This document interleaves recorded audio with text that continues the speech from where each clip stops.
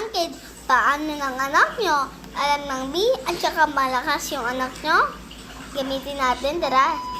Sumunod na kayo, Sarah. Nalagyan muna natin ng tubig bago natin lagyan ng gata. Nakita nyo yun, no? Natapon lang siya. Natapon talaga.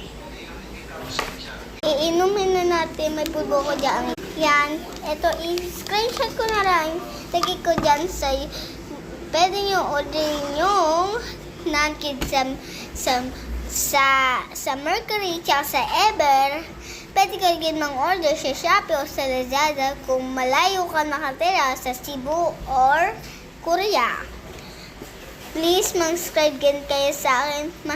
Malapit na tayo, madami ang vlog natin. Tikman na natin. Ang sarap!